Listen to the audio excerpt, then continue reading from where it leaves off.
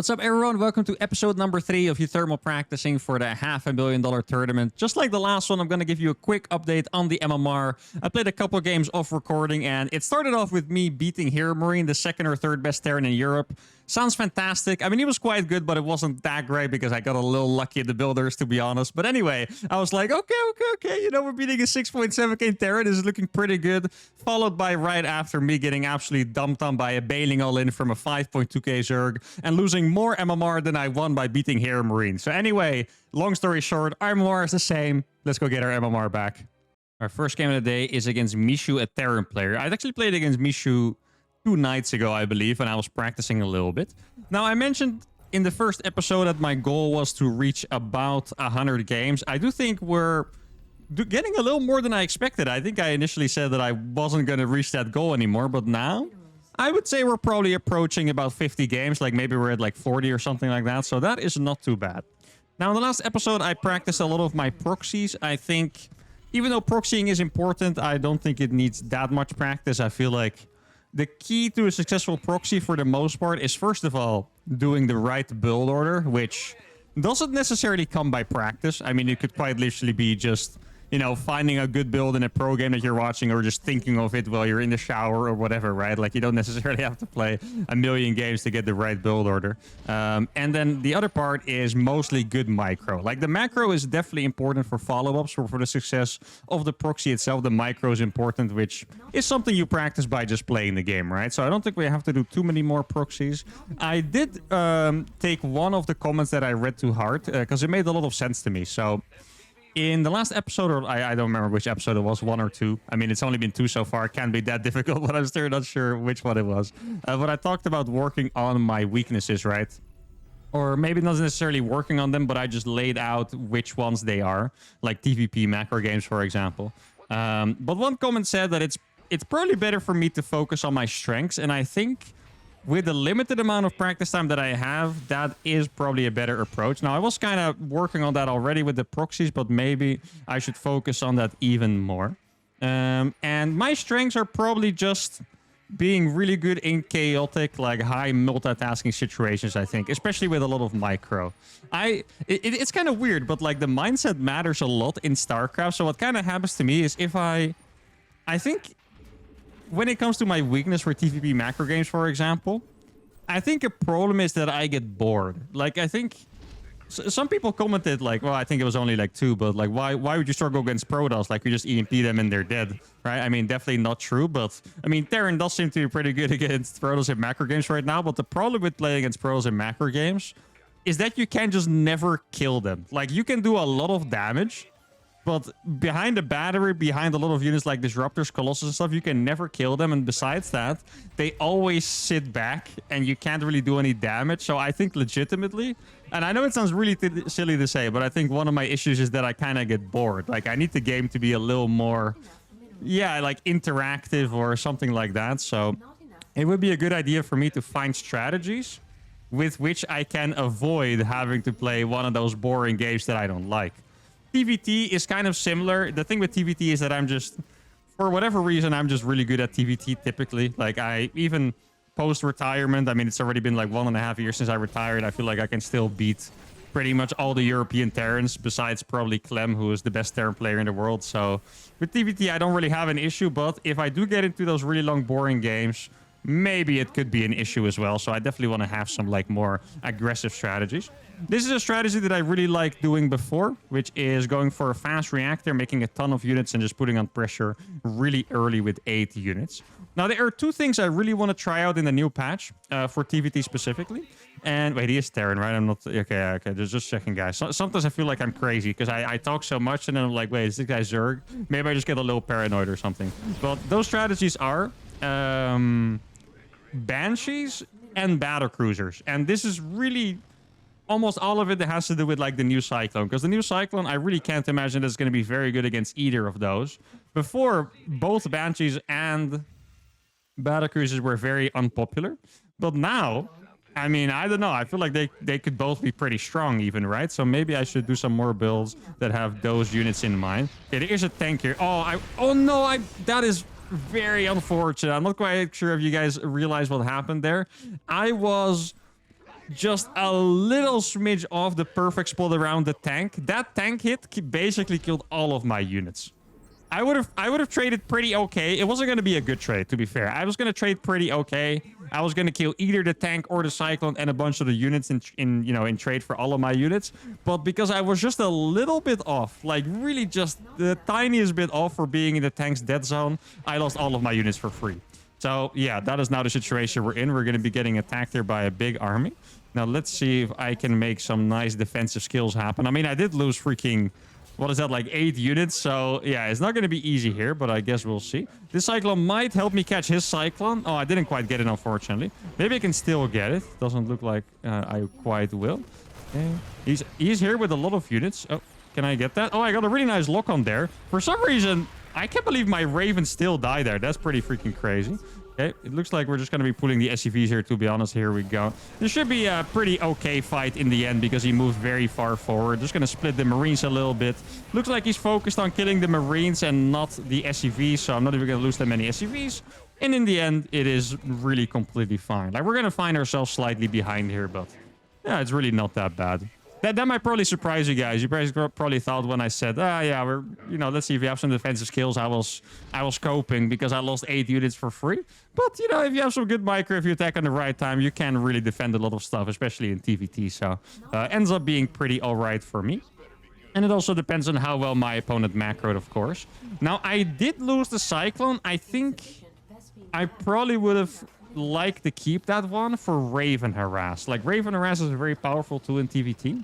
I'm going to be doing it myself in a little bit, and it would have been really nice to have those Cyclones just to be able to defend that. I think I'm going to spread my Marines already. It's one of the biggest tips I can ever give you guys in TVT is just try to be ready beforehand, right? Like, try to anticipate like all the attacks that you really can get attacked by. In this case, I killed this army off already, so he's going to attack me by harassment.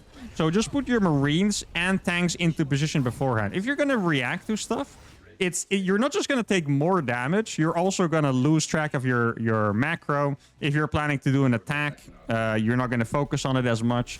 If you have units out on the map as spotters, you might F2 them back, etc., etc. So it is really way, way, way better to just try and be in position beforehand. And in TVT's case, it's not that complicated. You just want to make sure that you have your tanks pre-sieged. Now you see him being attacked over here, I think. Let's see. Okay, it looks like it's a full attack. Yeah, this is going to be a close fight here for sure, guys, because he is going to go with everything. He's going to do a lot of damage. But I'm in his main base. I'm going to kill most of his SCVs. So we're just going to have to see how much damage, we're going to be able to do against each other. Here we go. Going to drop a couple more turrets. I think I might even kill the Viking here, actually. Let's see. Now I'm going to drop this one a little further over here. There we go. Now it should die. It really looks like he's going super aggressive here. Is he still out here? He's just... Yeah, exactly. This is what I was talking about, by the way, because he wasn't in position. Look at how slow this attack has progressed. Like, it hasn't progressed, right? Like, it's still chilling there. And it's because he was so focused on dealing with this attack. I might even be able to go forward a little bit. No, okay, he realized in time. That's well done by him. Oh, that's a very good scan, I have to say. Let's see if I can split the fire. Oh, didn't split the fire perfectly. Still going to end up being a pretty even trade. Do need to make sure I don't lose that freaking command center. Let's see. Should I could make... Oh, he's going to... Okay. I really like that he did that, by the way. That's a very useful tool. And now he's not going to have the interference matrix. So I'm a big fan of that for us, I should say. I should clarify that, right? Okay, now I have 3 Vikings against 2. I did lose one of my Ravens because I dragged it across his army, which is definitely a sizable mistake. Oh, he's not paying attention. He's going to lose a Raven for that. Let's see. There we go. Very nice. Is there... Like, he's been using a lot of scans. I feel like maybe I can kind of sneak up here a little. This is risky, by the way. This is definitely risky.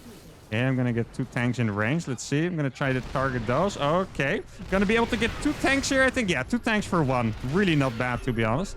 He still has 1 tank down there. I guess I'm just going to continue with what I was doing. He has to unsiege now and run away, and then I'll be able to take my base. And keep in mind that I killed a bunch of workers earlier. So, wait, did I... Oh, no, I did hotkey them. Okay. I killed a bunch of workers earlier, so we should be in a pretty good space right now. I kept making SCVs as well. I have, for some reason, been really bad at putting my camera hotkeys. Especially, I feel like it's something that I just forget when I'm recording, perhaps, because I keep, like, trying to go over to my camera hotkey, and then it's just not there. Like, but I feel like it really only happens when I'm making a video. Now, let's see. What can we have over here? I think I'm just going to try to get back here. You know what? I'm going to make 2 medevacts just because it's going to give me some more outplay potential, which is quite nice. Let's see. Okay, we're over here now. Oh, this looks like a pretty good fight. Well, he does have the interference matrices. I still think it's pretty decent here, though. Let's see how much we really are going to be able to get. I think I'm going to land these because I will kill every tank with them, I believe. Exactly. There we go. All those tanks fall. And now that looks like... Yeah, he does have combat shield already, so he's a little bit ahead of me in terms of the upgrades. Let's keep that in mind and not get too... too aggressive here, I should say. Not really overconfident. Like, it's important to be aggressive at the right times. Is one of the struggles of TVT to figure that out. But yeah, against those combat shields, I don't think... Oh, I left one behind on accident, though. That is a sizable mistake. It's not the biggest mistake ever. It's probably not going to change the outcome of this game, but it is a mistake nonetheless. Now, that does mean that my opponent took this third base instead, which is quite interesting. Like, there's no way that he doesn't have a third base right now. If anything, he might even have a fourth base building already, right? So, yeah, let's get a second factory over here. Another easy tip that I can give you guys is the second... Oh, that is very unfortunate, guys. The best time to get a second factory is you wait for combat shields to finish, and then you take the tech lab with your factory. Now, that was either like 5 million IQ by the opponent or the biggest luck I've seen in a very long time. Because why the hell were some units here? Like, what were they even doing there? Like, that's freaking crazy. Now, that is, yeah, 16 supply, or no, 20 supply down the drain, so that does really suck. Definitely a big bummer for us. How am I gonna deal with it? Probably just send out another medevac. Yo, this guy's actually crazy with it, though. I feel like he's getting very lucky. Like, there's no way that he has that amount of... well, I don't even know what to call that. It's not vision because he didn't see anything, right? But yeah, he's definitely making it a little tough for me with his move outs. That is a really big advantage of being aggressive in general, by the way. Like, those kind of wins... You can call it luck, right? You can always call it luck. But those kind of wins, you can only get if you're actually trying... to get that position, right? Oh, he's gonna go for a full-on all-in here. Okay, that is very interesting. I did not expect that, I'll be honest here. I mean, my tanks are going to be doing pretty good on the defense here, just to make sure that I pull my units back in time. Looks like he went for a little bit of an F2. Wait, that is not the right move. Okay, dude, I was so worried for him there for a second. Like, he was about to drop exactly where my army was. Like, I didn't have a big army, but he was going to drop right exactly where it was. Let's see, what's his upgrades? Probably 1-1, right, if I had to guess. Yeah, okay, I don't think he's making a little bit of a mistake here, guys, because he is going to get absolutely cleaned up here. And it's not even really going to be close, so that does suck for him. I mean, it is nice for us, of course. Now, let's see, that is... I want to guess that that's even the 5th command center, to be honest. Like, I feel like he should have a 4th base already with the amount of damage that we traded between one another. Okay, this is going to be a nice cleanup for me as well. Yeah, we are definitely getting ahead in the trades here, so that is really nice. Like, the trades are all going in our favor, so that is good. Especially when it comes to the tank count. I think what I'm going to do is I'm going to make one sensor tower over here, siege one tank there, and then move across with the rest. Let's see, let's resaturate my minerals. My income here is the worst part. Like, my income is absolute garbage right now. It's 60 SCVs. Well, realistically, I would want about 80 by now. Okay, let's see, his army's right over there. Okay, I'm just going to siege these. I mean, keep in mind, guys, I have 2 liberators here as well, right? Which is going to make this so much better for me. There we go. He's going to unsiege momentarily. Exactly. Might even lose that tank too. Barely not going to lose it. But that does suck for us, but we did manage to defend at home, which is really nice. Yeah, it looks like you can tell what kind of strategy he's going for. He is going to go for a really big concave and stim in. So I probably want to be reinforcing this. I think it makes sense, right? Oh, just run away from those. Liberators are going to do a good job here. Here we go, baiting a couple in. I do want to move my tanks a little bit more forward as well. Supply is looking pretty good. 2-2 has never been started, so I was gonna say it's about to finish, to be honest. That's what I was gonna say. So yeah, that was not ideal by me here. And it looks like we're kind of okay. He's coming back. I could see him coming back on the minimap. He stimmed in. My tanks are gonna absolutely pop off if he does stim in. Now he's gonna go for the counter attack, so I'm gonna send all of these back. I saw his marines move back on the minimap, so that is gonna be quite important here. I'm gonna move these tanks closer as well. Let's see if I can siege this one. Dude, this thing is gonna do a lot of damage. Oh, he does have 2-2, guys. That is a massive problem for me. Upgrades are the most important thing in TVT out of any matchup, so that is definitely a big problem here.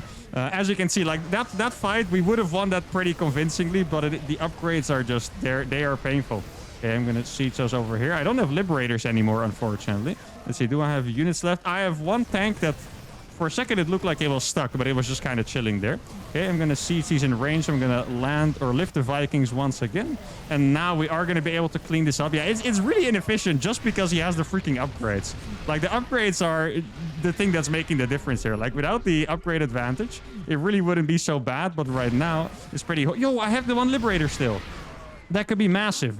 Wait, that one Liberator could actually be making the difference here, guys, because if he doesn't have, like, a medevac available to drop there, that Liberator is going to deny that entire base of mine. Wait, I'm going to stim because he has 2 Vikings. I need to catch these 2 Vikings that are coming back. Oh, he still had 2 tanks AFK there from a long time ago. That is unfortunate for us. I guess I'll just protect it with these instead. Let's see. I don't know what the range is on. Okay, thank goodness. I thought the Planetary was going to be able to shoot those, to be honest, but thank goodness they weren't. Let's see. He could have another base up here. Oh, doesn't look like it, because then he would be mining from them already, of course. So I'm going to kill those SCVs. My 2-2 is going to finish at some point, which is nice. But now there's too many Marines over here, so I'm going to fly away with the Vikings. But I have already killed... Wait, should I... I think... No, okay, I could have killed all of those, I think, but he saw it in time. Now, I have to get... Yeah, this is a big problem for me, guys. My tanks are gonna die to, like, a big drop on top of them. Let's see how it's gonna go. Okay, he's not dropping perfectly so far. Yeah, his drop really isn't perfect, guys. This is awesome. This trade should have been a lot worse, but it really is gonna end up being pretty decent. Now, I have to admit, guys, we need a lot of luck right now. I need to hope that he doesn't have 3-3 started. If he has 3-3, I mean, I would love to be confident, guys, but if he has 3-3, I don't know how it's gonna work out for us. Now I'm gonna drop over the bottom once again. I need to spread my tanks properly, but it's not easy to do because he has so many medevacs. He is gonna be able to drop on top of my bases and stuff like that. Let's see what I can find with these couple of medevacs. Now, definitely a bit of a banger TVT here. I have to admit, of this game, I'm pretty proud anyway, and mostly because we had a really bad start. Oh, he's gonna go in here, but we have a lot of tanks, guys. The tank spread, exactly, that's what's gonna save me here. The tank spread was freaking good, and we now have 2-2 already as well. Let's see, we might be able to get some reinforcements here. I don't know where he's rallying over here. So he's gonna go for the big siege into the main. I'm gonna be able to get a tank. Let's see if I split these Marines properly. We are gonna be able to trade pretty efficiently here. The Marine splits are really good. Barely not gonna be enough for now, but definitely some really good trades here. Let's see. He has a lot of Marines in the main. Doesn't seem like he's fully realizing that I have these Marines gunning everything down over here, which is really nice. I mean, wait, I can bait him down the ramp, actually, if he's not paying attention. There we go. He does snipe one of my tanks. That is a little painful over here. Let's see if that can do anything. I do have the medevacs. The medevacs are providing so much value. He's going to stim down the ramp, but I do have the medevacs as well. So that was a very efficient trade. He does kill my last couple Marines. I actually have no units right now. That is pretty freaking crazy. But I do have 2 tanks finishing right about now. So that's going to be quite nice. Here we go. I'm going to fight with these now. I'm going to micro the tanks so I don't lose either of them. There we go. So that trade is going to be decent enough for me. And now I'm going to try to get my next base up. I would love to go for a Liberator here. Let's see. Is there an attack coming? I did lose my medevac to something in the middle of the map. Or my drop. I have no idea what he even had to kill that, but he did. So I guess it is what it is. I mean, it's the only thing I can say about it. Please repair that. There you go. So he has more units than me right now, but I think I have more SCVs. I mean, I'm actually tempted to even make a freaking turret. Like, I know it's... Nah, probably just want more Marines, right, to be honest. Let's launch as many Marines as we can. I'm going to leave a couple medevacs at home. And then what I'm going to do is... Oh, he's going to go for a big drop. Yeah, that's kind of what I was worried about. I don't think it's going to be the biggest deal ever, to be honest. Like, I should be able to defend this, but it is going to be a good move nonetheless. I'm going to siege chat on top of his main base already. And see, I do have another tank. He might try to get on... I feel like this is going to be a decent trader, actually, to be honest. Let's see. Yeah, okay. Thank goodness he doesn't have 3-3. 3-3 would have been... Wait, is that a... What the hell is... That's not a Widow Mine either. Like, what is that? I don't even know. I'm so confused right now. How did this just take 141 damage? That is so freaking weird. Yeah, I need to make remake a little barracks over here, guys. Here we go. Let's just make a ton. Let's see. Does he have this base? Oh, I did make... I thought I just made one Liberator, but I guess I did make another one. Yeah, I need a tank with me at all times. If I don't have a tank, then we're just going to be in trouble. Okay, so I'm going to try to siege... maybe I should make some turrets over here now. There we go. So he can't get back into the main that easily. That was an F2. Unfortunately...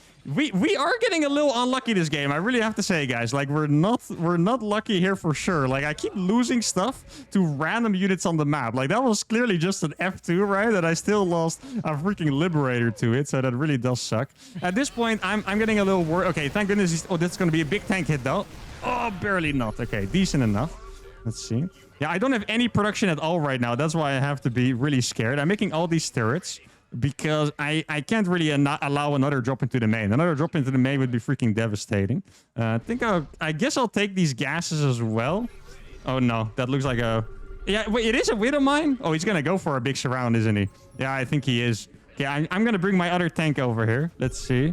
Like, I don't think I can really survive the big surround without the SCVs. That is the thing. Yeah, he is going to go for it. Exactly what I was expecting. Okay, these are going to take some big hits, though. Like, the tank hits are popping off. Does he have 3-3? He still doesn't have 3-3. But he does have a couple too many units. And that is going to be a GG. It has to be called. And this was an absolute banger of a TVT. It really was. Now, what did I learn from this game? I think many things, really. So, first of all, I'm not going to analyze it for too long, but there's just a couple of really key points that I have to get to. Guess I'll just skip to right about here. So my attack here against the tank, it was a little unfortunate because I really just mismicroed around the tank by just a little inch. Like I really got as... Wait, why does it jump back like a full minute? I've been trying to get there at the right time. But anyway, I think you guys probably remember the moment. But it really was super close to getting the perfect surround around the tank. But he got one hit off, and that cost me the game. Look, you can see it here. Here, I thought I was probably close enough, but look at the damage of that next tank shot. Everything is dead, right? I would have either killed the Cyclone here or the tank and a bunch of the Marines, and it would have been an okay trade, but that hit cost me this. But the important thing to take away from this is that it's just not worth it to take the risk. I'm very tempted to just go for, like, really cool plays and try to make stuff happen even in hard situations, but here it's just not worth the risk and I just back off, and that's it for the most part. And then I would say the biggest problem besides the rest of the game, I mean, I was honestly a bit unlucky, like stuff like this. Like, what the hell is his army doing in here? I don't even know. I can't even give you guys a reasonable explanation for why his army is there, but it just was. So that's unlucky. This happened multiple times.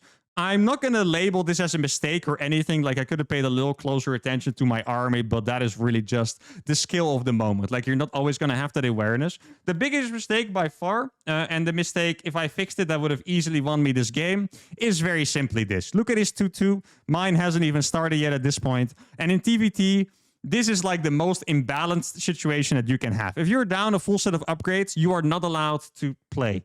Okay, you're not allowed to play the game. You just have to sit back behind your tanks, behind your turrets, behind your sensor towers, and go to the late game. I'm not kidding. Like, it is super imbalanced. So if you look at this game from here, honestly, we're dead, right? Like, we're down about 500 in mineral income, 72 SCVs. We're down a full set of upgrades. The production is probably identical, if I had to guess. Yeah, exactly. 5 barracks, 2 factories. But we're down 15 supply, we're down in economy, we're down in a full set of upgrades here. This game should be lost, but we still turned into the game that we almost won. So from here on out, we have to be realistic. We could have done better. We could have played more like the best Terran players in the world, sure, but it was good enough. The problem here, forgetting the 2-2, biggest mistake of the game. Early attack was not a success, so those lessons we're going to take for the next TVT. Let's go for game number 2. The second game is going to be another Terran, and that Terran is named after a tennis player who I do really enjoy watching. Makes me wonder who this guy is. Or maybe that just means something and it's not a tennis player. I don't know. But all right. I do have to say, guys, and this, once again, sounds pretty counterintuitive, but also the real Kyrgyz would never type good luck have fun. I can guarantee you guys that, okay? He would never type good luck have fun. But I have really started to appreciate losses when you're practicing a lot more. Because I just feel like whenever you... how should I put this? Whenever you win, despite making mistakes, it is kind of hard to realize how bad the mistake was, if that makes sense. Like in the last game, I could really tell how much I struggled because I forgot the 2-2, right? But at the same time, if I would have won this game one-sidedly, it might stick to me like, oh yeah, that's a mistake I made, but it wasn't that big of a deal kind of thing. So I do think it's important to just lose sometimes. And ideally, sometimes you just need to get owned. So you realize, okay, this never do that again. And it kind of like burns into your mind like that. So I also think that kind of game is super good for practicing your skills, like the micro multitasking macro. Like I definitely feel like I'm warm after that game. If I want to play a tournament, that is the game I want to play as a warm-up game. Like that is just fantastic, like base trades, chaos. You have to activate all your freaking StarCraft senses, so to say, like your what's the word? The crisis management in particular. That's one of the hardest skills in StarCraft, like period. By the way, crisis management. If you're good at that, like that is insane. Especially when I would coach Diamond players, I would see this a lot. That something like not even that serious would happen. And they would get all panicky and they would mess everything up, right? And then you have the players that don't even care at all. And they're super good at the crisis management and it makes a world of difference. Oh, I forgot to answer. No idea. I streamed like last week. I'm not sure when I'm going to stream again. Probably sad. It's probably going to be a little while, to be honest. Like I feel like kind of have my plate full right now with making videos and all that. So, all right, let's see. I can... What's the timing again? I think if you go reactor first, your Reaper finishes at like 2:30 or so. So I probably have like 5 to 10 seconds to check out his base and maybe kill one SCV. That sounds about right. I'm going to expand in my main base. I feel like if someone's going to go for a reactor first, they do want to attack in some way. So let's see. Okay, there's no starport. Hope I can still get out in time. Exactly. So I think I'm just going to go for the Cyclone. This is going to be a new experiment for me. I think I'm going to go for the Cyclone. And... I'm even going to skip a couple Marines, you know what? I wonder if this could be a really good counter or it could be really stupid. I guess we're going to find out soon enough. I'm going to go for Cyclones, multiple Cyclones. And I'm going to skip a couple Marines so I can be a little greedier. Like, I don't have to skip any SCVs this way. I can make my starport right away, etc. So, I don't know. Let's see if it works out. If he doesn't have his Reapers at home, maybe I can do a little damage. Okay, it looks like we're... Huh. No command center yet. I mean, it could also be on the high ground, but I really doubt that someone going for such a fast reactor would build it on the high ground. What do I have to be scared of? I don't know if there's any legendary Cyclone links that are, going around right now. To me, this looks like a proxy starport. Yeah, like proxy starport, mass Reaper Hellion in the main. Could be a Liberator as well. Something like that, right? That's what it feels like, at least. Now, I don't have a wall off. That's going to be a little bit of a yeah, it's just going to make it a bit harder, I suppose. Exactly. So there's the attack already. I'm going to have 2 Cyclones. I do need to micro this one back so it dies a little slower. And it seems like that went pretty all right for me. That Medevac is in trouble. He is going to have to fly away really fast with that. And there you go. So it is indeed a proxy starport like I was expecting. A very fast one, I have to admit. And now, this is not a move that you would normally make, but I don't think there's anything that shoots up. So why am I not just going to find the medevac? Exactly. There we go. There's absolutely nothing that shoots up here. So we can use the medevac. He's going to lose that Viking instantly. Going to make sure to not line up these units. Do a little bit of splitting. And there we go. All right. Yeah, I mean, this is a game that's a very classic example of why scouting and reacting multiple times is very important. If I wouldn't have hit the Reaper to rescout the natural later, I wouldn't know that the CC is not there, and I wouldn't have realized that there's a proxy starport, right? So the secondary scout is what got me the win. And these are the kind of games, like we play against a really good Grandmaster Terran here, right, guys? These are the kind of games that most people would lose because they either don't get the read or they miss the secondary scout. This game, I don't think I have anything to complain about. I want to say that this was a perfect game. Didn't make any macro mistakes, I think. I really liked the adaptation. I got the secondary scout. I got the read. I wasn't greedy with the Reaper when I went in initially. I saw that he was making units. No SCV to grab. I left, hit it. And I think, yeah, this was, for me, 100% a perfect game. Nice cheese hold. Let's go for game number 3. And the third game is going to be against Harsum Zerg. Oh my god, that portrait looks freaking scary, doesn't it? Look at that. All right. It's funny because... I played a Zerg twice, technically, before this game, but he just left instantly. And now we traded him for a real Zerg. Now, I want to tell you guys something funny. This is probably only funny for tennis fans, but just in case. I had a little chat with Kyrgios, and I asked him who he was. And he said that on that account, he just plays StarCraft builds that are the equivalent of an underarm serve, or underhand serve, however you call it. So, if you guys don't know what that means, that's like... probably like the only... cheesy thing you can do in tennis, or at least the cheesiest thing you can do in tennis. So I thought that was pretty funny. Now, I also want to say the first, I'm not sure if I mentioned in the second game, but the first game was actually our first TVT loss since we started practicing, I believe. So that is pretty crazy. Well, realistically, I might have one on the other account that I used to practice. But yeah, for this account is the first TVT loss. So that is definitely something I'm happy with.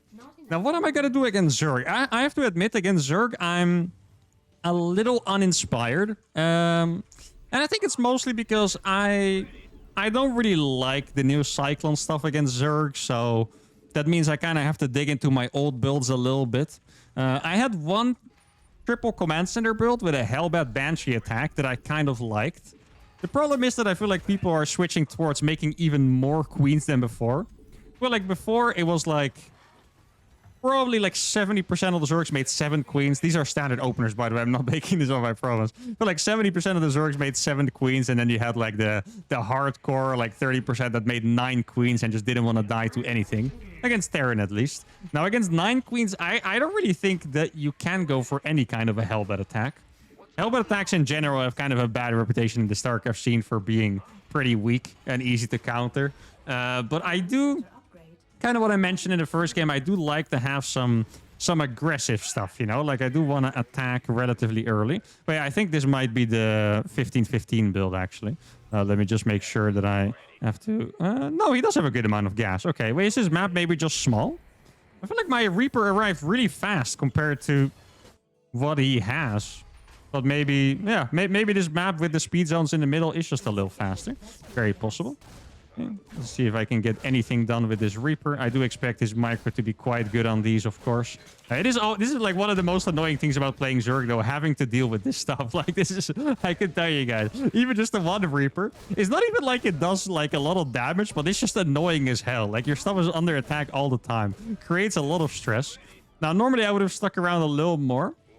Actually, I can go back because I saw the queen moving there. But I don't want to lose... Oh, he didn't... I thought that was going to be a spore. Oh, he moved it so late. No, wait, is he going to trick me? Where's the queen? Oh, he didn't move the queen. Can I escape? Please let me escape. Oh, there we go. Okay, so this Reaper should be fine. I'm going to make the starport and the gas and the orbital all before the Hellions. It's a little weird the way you play triple CC against Zerg, by the way. Like, I'm making all of this before making Hellions, the starport and the second gas included, which might be a little counterintuitive, but that's how you do it. Now, what I'm doing now is the standard opening of TVZ. You pretty much, unless you're doing something special like a 2-Rax Reaper or a 2-base all-in, you pretty much always just want to go for a fast third command center like this. Like, this is not particularly greedy or anything. Like, it really is just normal. Like, it flows the best. And this is where you can kind of start making your personality show instead of just being one of the boys, you know? So what I'm going to do is I'm going to make Banshees. But I'm not just going to make 6 Hellies and 2 Banshees transition into Bio. What I'm going to do is I'm going to make like freaking... I don't know how many it is, like 12 Hellions or something. Like, I'm going to keep making Hellions forever and try to distract him with my Banshees, like send 2 in the main. Either the third base or the main, but I feel like either of them would work probably. And then run in with 12 Hellbats, and if he doesn't have, you know, the queens spread well enough, then that is going to be pretty good for us. Now, it looks like he doesn't have any extra gases, so we don't have to worry about anything cheeky. It is a pretty fast lair, I have to say. Oh, there's a second gas. Ooh, okay. So maybe I spoke a little bit too soon. Yeah, the thing is, this can be a Nidus. I also don't want to overreact and just start building like Marauders and stuff. Like, here's the thing. Like, I know I'm playing against Harsam Zerg, who is apparently about 900 MMR below me.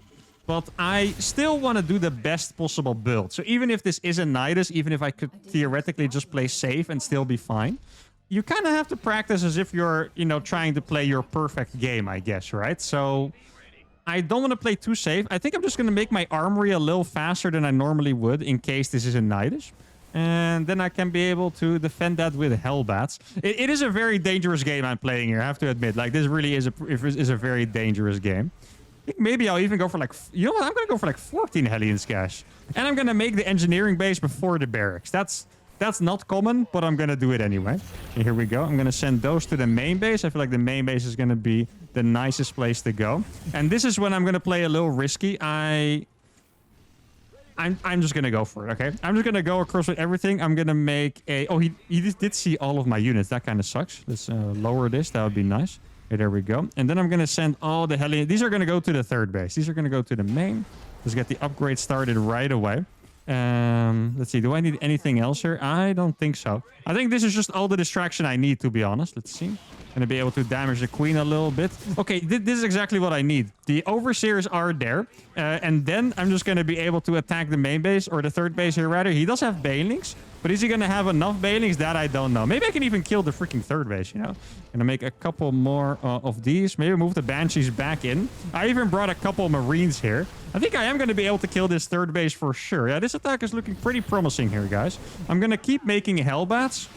Oh, that's good target fire beam. Keep making Hellbats, not necessarily because they're that good, but because I need something to defend my freaking bases if he counterattacks me, right? Okay, I guess we'll just do some splitties here. There we go. Splits are going to be pretty decent, as to be expected, of course. I did lose my Banshee, but very valuable trade nonetheless, I would say.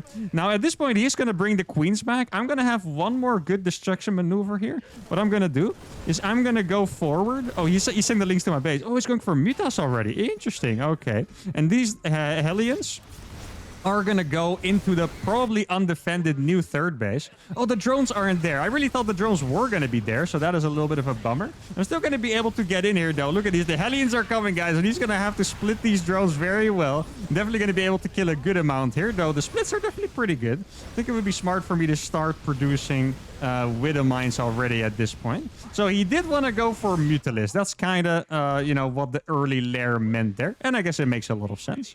Gonna take another gas over here, make another turret in my production facilities, so I don't have to worry about that later on. And now I guess we just hope that my turrets were actually on time, because otherwise we are going to take a little bit more damage from the Mutas than we would have liked. Gonna burrow this one over there. I mean, I have a healthy amount of marines already, right? The only thing I need is an extra factory, and that's pretty much going to round out my production. Now, here's a big benefit of the freaking armory, guys. I can start my +2 without needing an extra armory. I'm kind of surprised I didn't build it. I feel like usually in these autopilot situations, I would have built it already. Let's see. I think a Hellbat drop could be pretty nice. I didn't check the base below where his third base was. I wouldn't think it's crazy if he has that one, to be fair. I'm going to take that one and go up to an extra couple barracks. Now, even if you do a lot of damage, you don't really want to rush after doing an attack like that. I do have to say, I am pretty happy with this build. Like this, I mean, obviously, you know, we are going to be playing against better Zergs than Harsum Zerg in the qualifier, at least you would imagine. I mean, Harsum's you know, definitely a fantastic Protoss player, but a Zerg is hopefully not as good as the actual pro Zergs in the region. That'd be a little sad for them. Oh my god, this Hellbat drop is popping off. Look at the damage that they are doing. Wait, I'm gonna kill every single Zergling. What the hell?